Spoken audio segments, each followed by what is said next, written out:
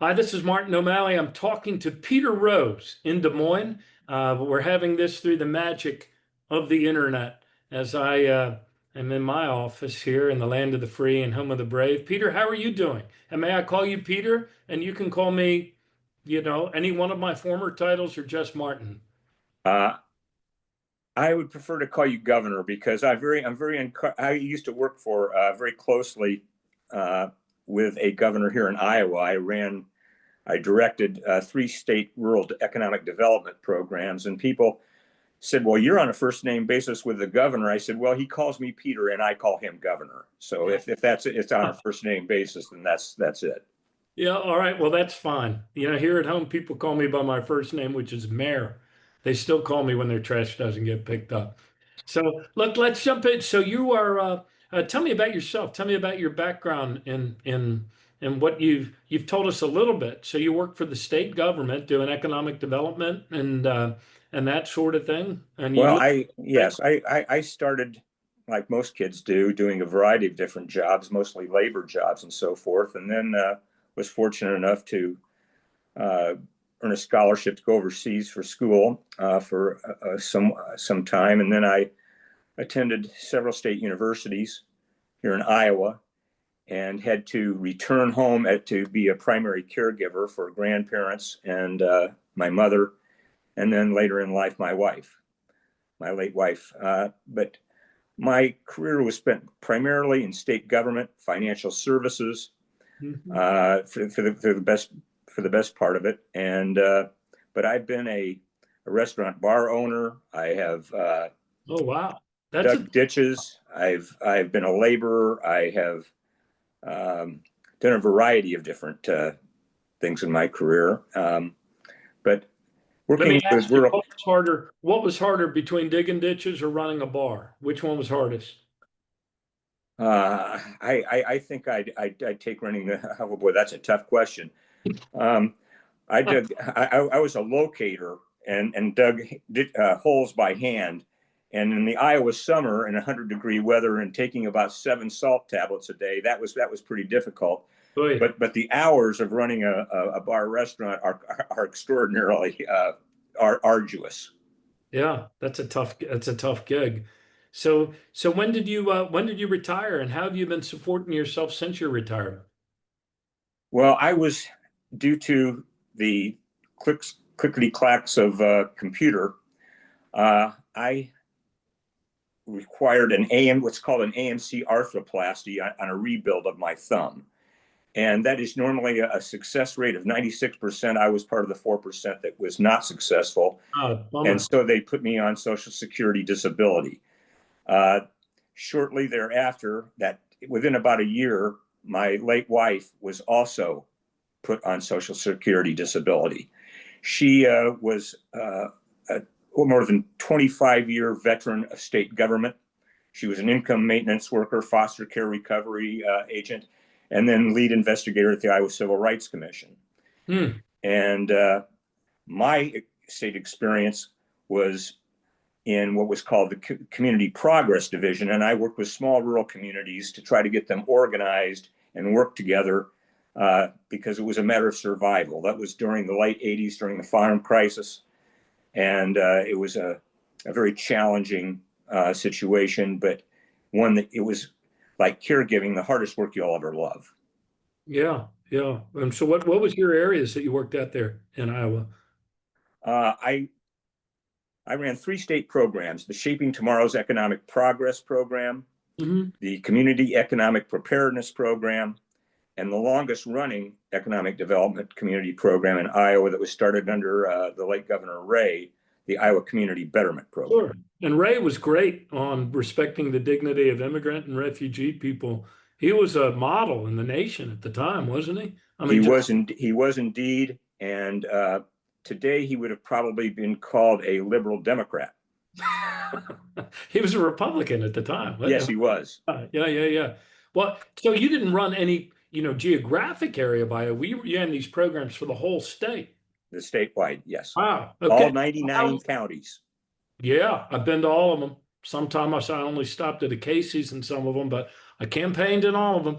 So tell me something. So you and your wife were both put on disability, and that was you had to apply, right? Yes, And receive the allowance, and that was before you were, you know, that was before you were able to be on Medicare. So how old were you when you and your wife went on disability? 62. Yeah, so that's in the that recently Social Security pulled back on a proposed reg that would have made it a lot harder for people in your or your wife's circumstances to even get on disability. And I guess they think you'd exist like air ferns for a few years until you qualify for Medicare or retirement. So that's interesting. So you were on disability for a time. And how long ago did your wife pass away? About 3.5 years ago around Christmas, sir. No, I'm sorry. Uh, Tough. And as guys, we always think we're going first, don't we? I would have taken the under on me every time. Yeah, yeah. Um, well, so how have you been? How have you been? How have you been supporting yourself since you were on disability then for what, like 2 years or 3 years, and then you? I'm still on Social Security disability, Governor, Oh, and it came as a surprise to me. And this is, I guess, my own ignorance.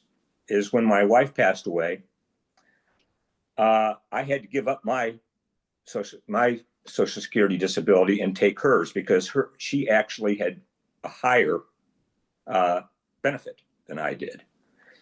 But when you take away another piece of that income, that is arduous to say the least. It caused me to have to sell my home and mm, move into communal living in a apartment building, mhm. and that's quite an adjustment. It's something that you don't plan for, uh, Right. certainly unexpected at such an early age. And this is but I feel luckier than 99% of the rest of the world because I have a place to stay. I have food to eat. I am able to somehow make ends meet only because that she also had a pension under IPERS, the Iowa Public Employees Retirement System, Right. where I get her pension, Survivor benefit. Huh? which augments my Social Security, or I'd be living under a bridge. Yeah. Well, man, isn't that? Do we even want to call it fortunate? It's amazing what our country's wealthiest people have done to dismantle pension systems that used to be a third leg of retirement security for everybody, right? You and I grew up at the same time. We were told three-legged stool. Remember that lecture? You got Of course, your Social Security that you pay into your whole life. You've got your savings. And the third stool is your pension, but pensions were wiped out in just the short time it took for us to grow up. And it was a short time, wasn't it, Pete? it was indeed. And I was an at-will employee with the state, so I wasn't part of the pension program. Mm. So I didn't have that piece of that leg of the stool. Hmm. But we kept our promises and we played by the rules. And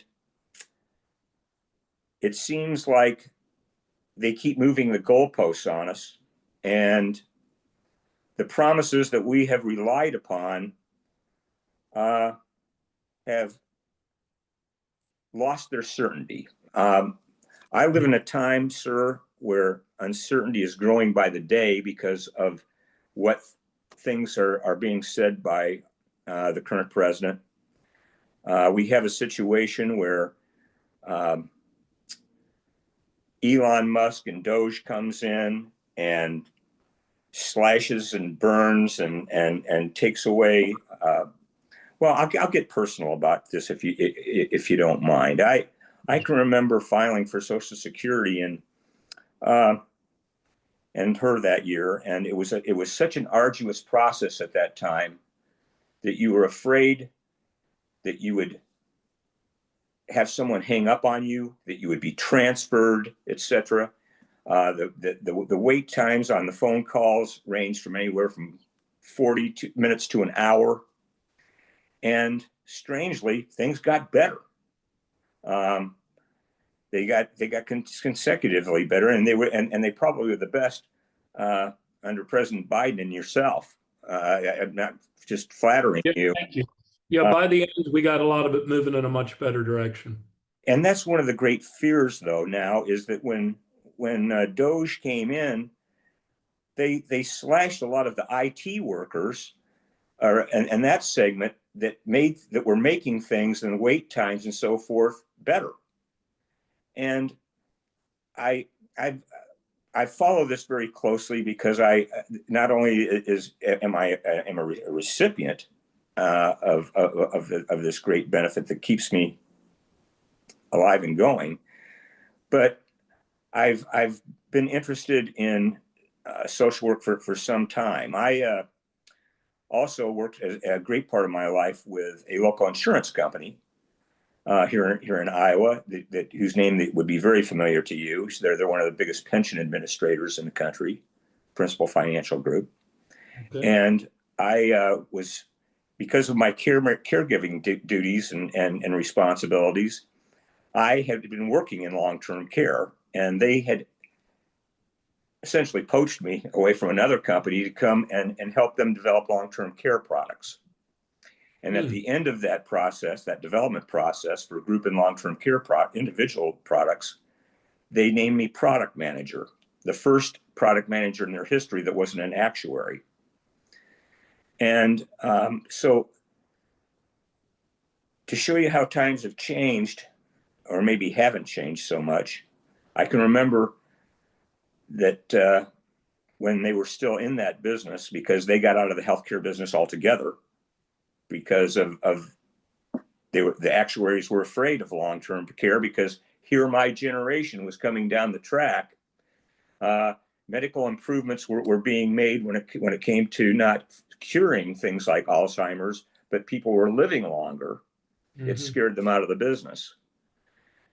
But at a meeting in New York with other carriers, we visited a long-term care facility where the administrator said that we rack them, pack them, and stack them. And that's a very frightening thing to hear. And it's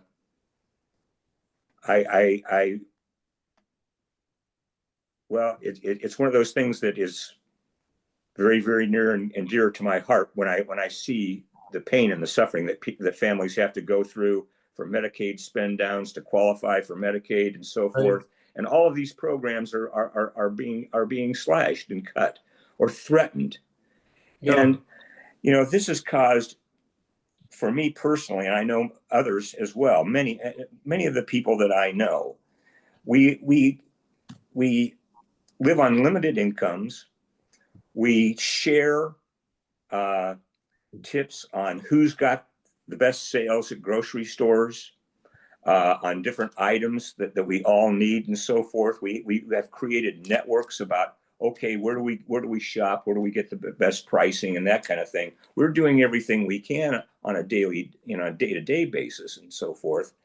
But the uncertainty and the fear and anguish that they are instilling by threatening even further cuts, more paperwork.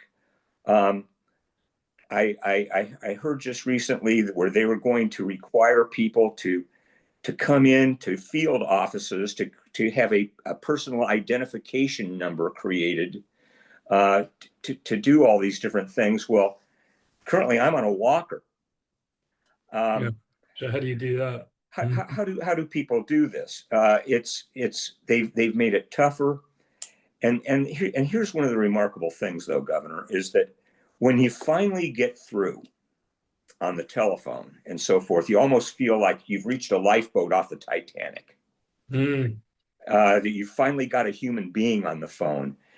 And there's never been a time where the person that I spoke with didn't treat me with great empathy, understanding. They took the time and repeatedly asked me, have you answered all my questions? Have I answered all your questions? Is there anything I can do? It's amazing, the heart of the people that still work there.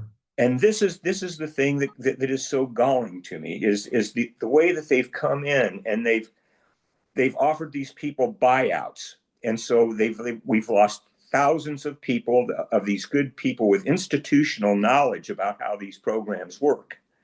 And Yep. then they've come in and they've slashed what almost that combined with the people that they've tried to incent to leave, we've lost what, maybe 20% of the entire workforce.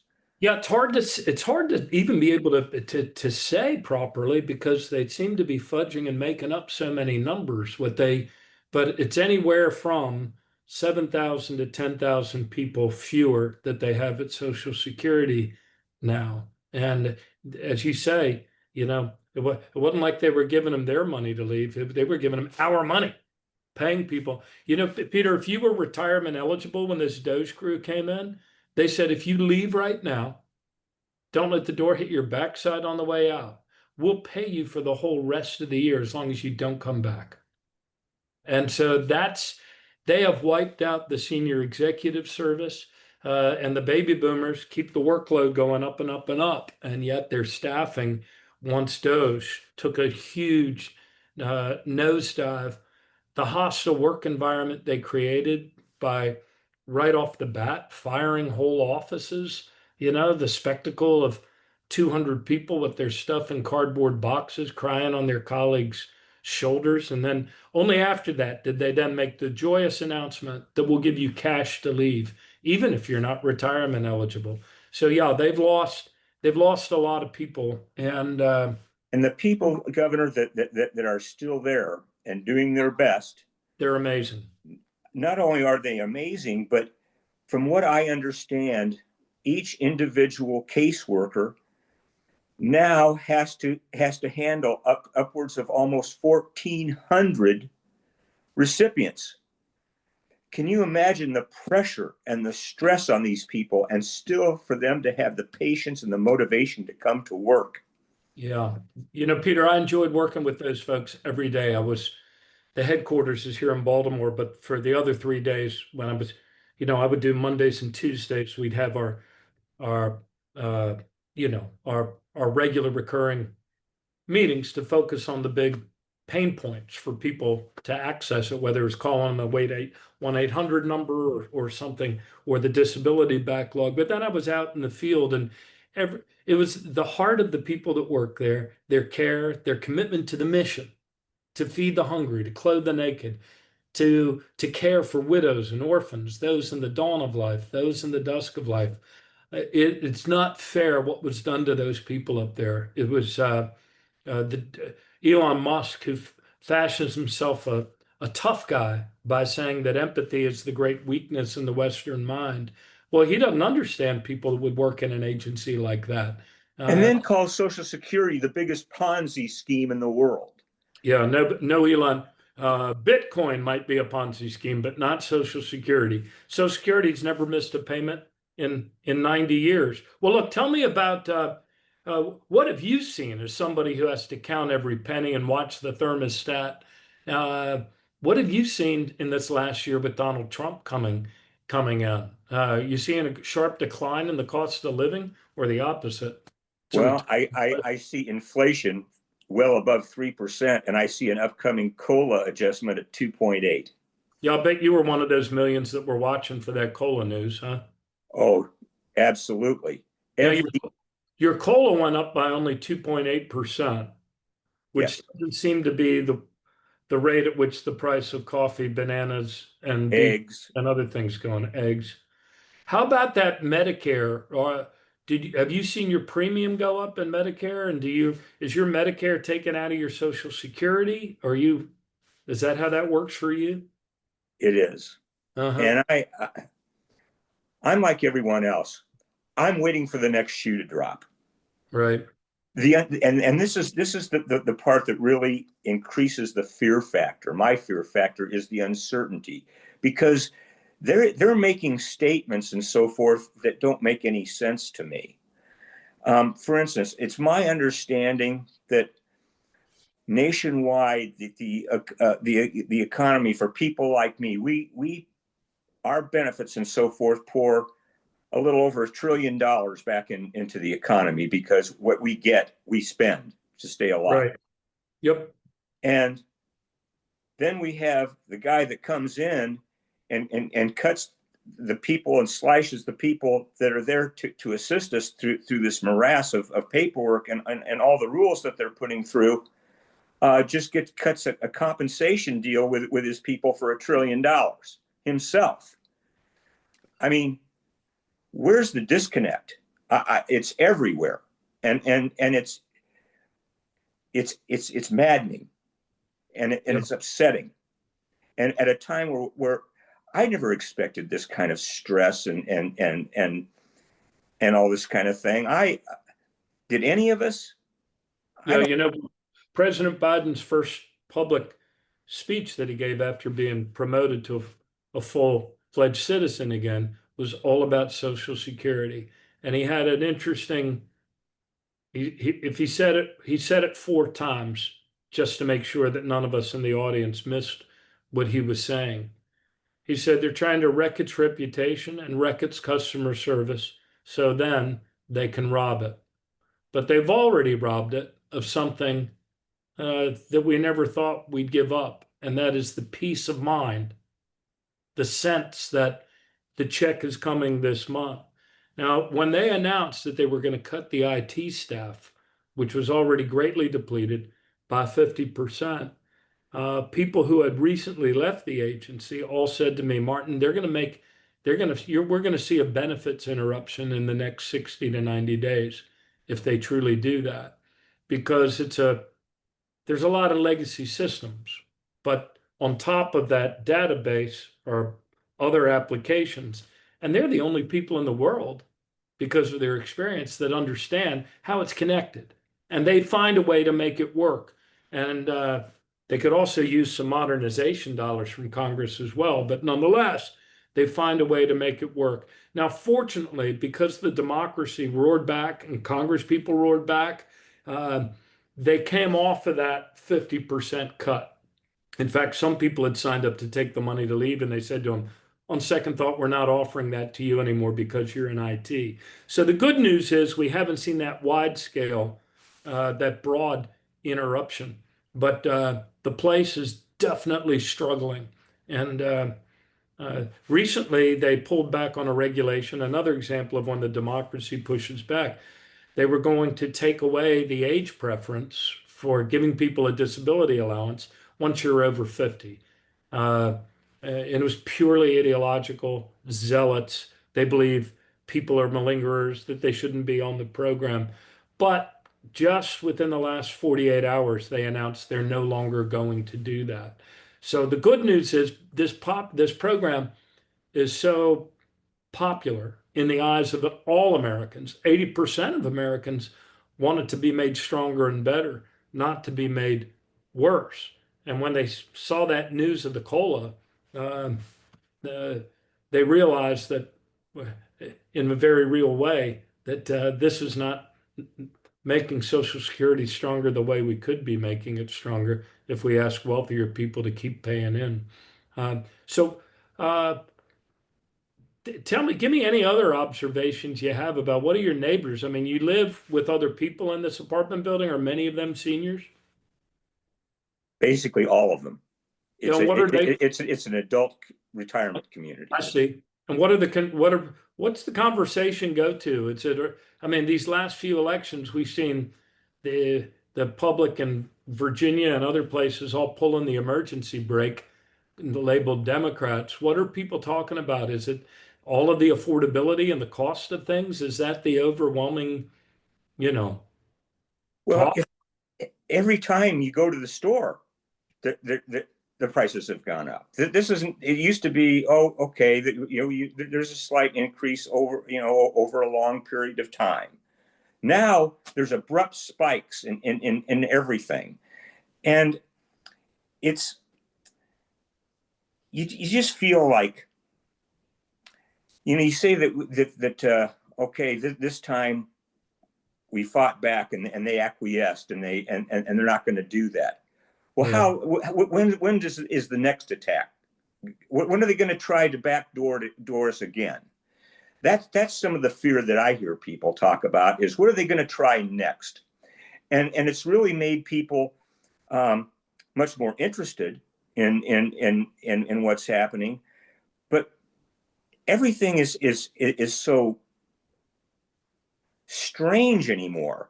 Um, they're trying to cut, from what I understand, we as recipients put back, as I said, a little over $1 trillion back into the economy, and yet here's one man. We have the most powerful man in the world and the richest man in the world that are making decisions that clearly are in our interests. It's Mm. at least that's the way that myself and the people that I know feel, and it takes a lot of diligence. We cumulatively talk about these issues a lot because they affect us all, Hmm. and in such a severe way. And the trust value, that was one of the main things that we counted on. That was the one thing, guy. You can count on Social Security. This is something that they're not going to mess Yeah, with. bedrock promise, third rail. Neither party will ever Absolutely, touch it, as Eisenhower once said. absolutely. And what they've done is really created a perfect storm, if you will, of uncertainty by their actions. They seem to have the money to put gold gild in the Oval Office or build hundreds of $1 million ballrooms and things like that. But they're penurious about feeding people or giving people a basic level of income for survival. And their priorities are not American priorities. They're not human priorities. They're self-interest priorities. And in their attempts to privatize a system that, from what I understand, and having been in the insurance business myself, when I look at the administrative fees or costs that Social Security had of between what 1+ percent or 2%, I Well, don't know of an. it was 1.2% 10 years ago. It's now down to like 0.7%. You Yeah. know how many every insurance company or any business on earth would love to have that kind of Yeah. administrative Yeah. expense. That's so true. The big lies that they've told about Social Security, that immigrants are sucking it dry, even though immigrants are illegal immigrants, so-called, are prohibited from receiving any benefits. Big lie. That 12 million people who are dead keep receiving checks. Big lie. Doesn't happen. We get automatically notified. But the other big lie is, oh, it's Elon Musk. Oh, it has so much waste, fraud, and abuse. It's Liberty Mutual's overhead as an insurance company is 23%. Social Security's is 0.7%. It's the most efficient insurance company in the world.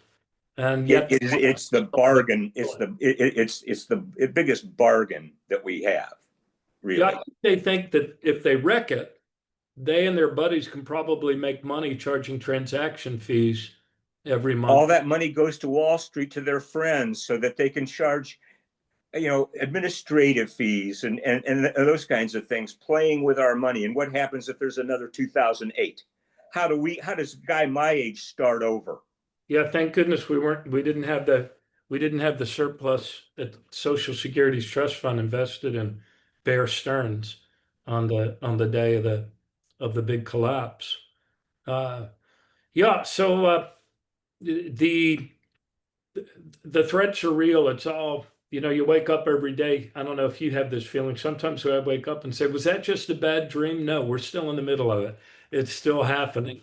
This is a nightmare. This is an absolute nightmare, and it doesn't have to be this way. You know, a governor, you're a person that is out there and attending town hall meetings and that kind of thing, and you're a warrior for us. But I really think that it's going to take every single one of us as recipients, and not just people my age, but people younger than me and so forth, to get in touch with their congressmen and tell them stories like what we're going through today. Because currently in Iowa, at least, we have a congressional delegation that mimics and is just a rubber stamp for the president administration. So if things go down the tubes, who am I going to call? My congressman, Zach Nunn? He hasn't even done a public town hall meeting in his whole term. So Hmm. how do I get to him?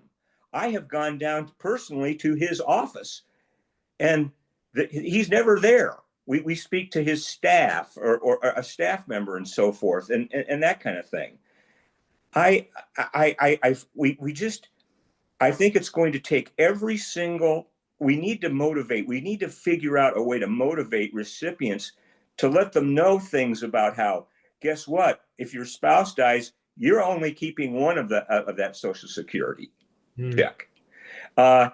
Gee, they're really trying to make the paperwork and so forth so difficult that you're going to have your kids and everything like that take time off of work to even get you through the miasma of and the maze that they're trying to create. They're trying to make us turned off by the whole idea and privatization. That they're promising that everything is going to be easier. No, it's not. It's not going to be easier. Yeah, it's hard to conclude anything other than that they want to make it harder for people to access their own benefits, that they want to discourage them by saying that you have to get a double encrypted multi-factor identification. And if you want to change your direct deposit for a time, they were saying go to a field office. The very same field offices where they've cut staff, where you see open windows, but with nobody behind them. You know what I mean? The booths in the place. And now, but they want to tell us that it's never been better because you don't really have to wait for an appointment anymore. Well, that's because when you walk in, they tell you go back home and sign up for an appointment. So they count that as a 6 minute visit. But you were talking about members of Iowa's delegation. You know, when I was there, without even giving us the courtesy of an appropriations committee hearing, the House Appropriations Committee voted to cut $452 million from staffing at Social Security. They'd never done that before. Now, keep in mind, this was before Doge and Trump 2 came in and really started attacking the agency. But Ashley Hinson from Iowa, she was one of those that voted in a roll call vote to cut Social Security by $452 million. I'll bet you each of those people that had to walk the plank for that cut are wishing that they could have that one back. Debbie Wasserman Schultz and some of the other Democrats that were pushing back on him said, don't go home to your district and tell people, as you always have before, that you'd never vote to cut Social Security because that's what you're doing right here and right now. And that's what they did. Um, so the days of Social Security being an untouchable third rail are sadly, you know, uh, that was yesterday. These guys are touching it in every way. You know, they remember the story about the bank robber who was asked why do you rob banks? He said that's because that's Willie Sutton, because yeah, that's where the money is. yeah, that's where the money is. I, Social Security is the only agency that runs a surplus. It has a $2.6 trillion surplus. No other agency has that. And it was intentionally built up to cover the retirement years of us baby boomers, but was depleted faster than they thought it would be in 1982 because of income inequality. Here's another, this is one of the truths when I do these town halls that most people are surprised to hear. Many of them know, but some of them are surprised to learn that because there's a cap on the income to which the Social Security tax applies, it leads to, in an age of greatly exacerbated income inequality, this injustice. A household that makes $170,000 in the course of a year pays about 11,000 of that into Social Security. But because nobody pays another penny into Social Security on any dollar over $170,000, the guy that makes 170 million also pays just the same 11,000 into Social Security. So if we want to extend the ability of Social Security through 2033 and beyond to be able to pay 100% of benefits, the solution here is math, and it's to require income over a certain amount. Well, when I ran for president, I said income over 250. President Biden said income over 400. But most Americans think it's not fair that a janitor working in the Trump Towers pays in every penny checked all through the year, whereas Trump himself only pays for 3 more seconds after the ball falls at midnight.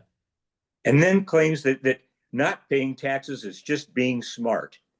You know, if the 1%ers or the top 5% just paid their fair share and didn't hide their money over an offshore accounts and those kinds of things, we wouldn't have a problem with funding Social Security or our safety net. We wouldn't Yeah, have to worry about SNAP being cut or Social Security. The basic things of humanity. If how much money do they need?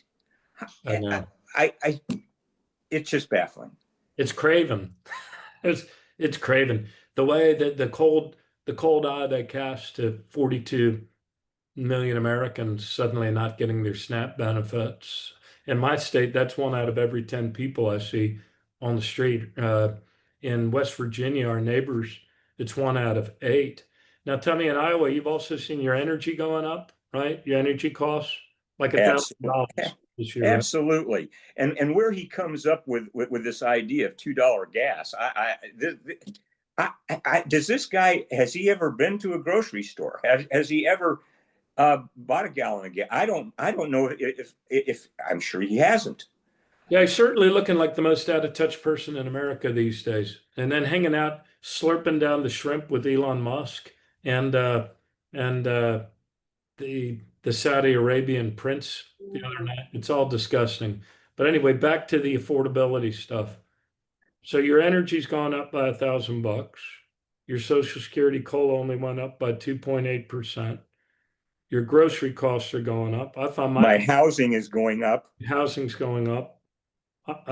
Prescription drugs, you got to be Yes. on medication. Yeah. Yeah. Uh, I just went through a spine surgery that went badly.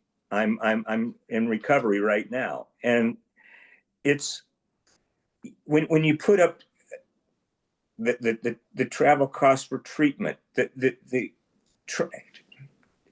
network of friends that you need just to get transportation, because I'm single and I live alone, and mhm. so you have to inconvenience somebody to get around, and these kinds of things. Everyone goes through challenges like this. I'm not trying to whine or anything like that, but when you add up, it's like it's the death by 1,000 cuts, if you will. All of these expenses, I don't care whether it's as you say coffee or your power bill or whatever it might be. All of these things add up, and pretty soon you're talking about real money on such a finite amount of income.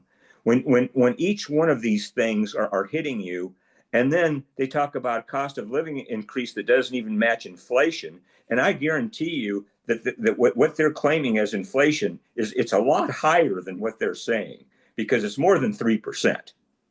I think you're right too. It's hard to believe any numbers they put out anymore. I mean, they just they lie like other people chew bubble gum. So what's the most important thing so from your standpoint, I mean, not to put words in your mouth, uh, these are all words that came out of your mouth. The Social Security what isn't keeping pace with your cost of living. And so the most important thing Social Security could do is actually increase the benefit level. Safe to say. Absolutely safe to say, and also, for goodness sakes, I am not new to the system. Okay, I have been on Social Security now for almost a decade, Hmm. and I've seen the changes as it's gone along. And when I look and see in Minnesota or Missouri field offices essentially working at 25% staff levels, and there's the next cohort. I was an early baby boomer. I'm one of the earlier baby boomers. With this next cohort coming on, then my goodness, what happens then? I mean, are people going to be? Is it going to be pitchforks and things in the street? Is that what it is it going to take to get these Congress people's attention and to get the attention of the people in charge, that there's people that worked hard all of their lives? I started working when I was a teenager. I'm sure you did too, Governor, wherever it might have been. Yep. Whether it's raking leaves or being a paper boy, which is not an option anymore because there's no newspapers. I mean, we all worked from the very start. I mean, we weren't allowed to sit around the house because it was, get outside, kid, and do something. I don't care if you have to sweep the driveway or mow a yard to make some money. And we've worked hard all our lives, and to be put in a situation where there's no security in Social Security, isn't that counterintuitive? I Yeah. mean, when you can't count on what has been promised to you all your life, if you played by the rules and you worked hard and you did what you were supposed to do, and then people with untold with princely amounts of money, almost a royalty class in America that are making decisions on your life, and they don't have a clue about the way you live. That disconnect has to be closed. They have to pay their fair share. Amen, brother. Springsteen said, is a dream a lie if it don't come true, or is it something worse? So what would you say? I mean, let's say that Ashley Hinson, Congresswoman from Iowa, who voted to cut Social Security by $452 million, or Zach Nunn, whose last name also describes how many town halls he bothers to do, or Chuck Grassley, who used to be, and he voted for my confirmation. God bless him, Senator, if you're watching, thank you for that vote. But this guy was at one time kind of the patron Senate saint of inspectors general. And yet, when Donald Trump lopped off the heads of, I shouldn't use violent metaphors, when he summarily eliminated Dismissed them, well, eliminated all of their the offices. inspectors general, even of Social Security, you didn't hear anything from Grassley. So, what would you say to your congressman or congresspeople or to Senator Grassley if they were listening right now? I would say, first of all, don't take away the protection for whistleblowers like they're trying to do. I mean, Grassley used to be, watching the $50 hammers or the $500 toilet Right, seat. right. I remember. I Well, admired that. yeah, well, he still claims to be, like the gentleman farmer from New Hartford, and I'm sorry, that's not the case. What would I say to them? I would say, walking a mile in our shoes. Why don't you sit down with me and make a phone call to the Social Security Administration? You walk through the paperwork. You try. You try to. Okay, you think that my $1,900 or odd, $2,000 a month? You think that's easy to manage? I'll tell you what you do. Why don't you try living on that for 3 months and come back and tell me what you feel is adequate. Tell me that that's a living wage. Mm. Tell your kids. If I'm not mistaken, you have 4 kids. Is that correct? That's sure I do. My wife says they're all mine. Well, what kind of world are they gonna inherit? When you have an upper class that has all the assets and the rest of us are serfs, what kind of world are they going to enter, or are they going to want to stay here when great universities are under attack, and when the best scientists and everything like that are now looking at other countries rather than America to come to, or say they're transgender or gay or whatever. In Iowa, it is now illegal to be poor. And let me explain that. Is that I know that in my hometown here in Des Moines, Iowa, you cannot camp on public property or in parks. And there's not enough room at the inn in the shelters. So essentially, what have they made poor people illegal? Hmm. I mean, this is not the America that we want.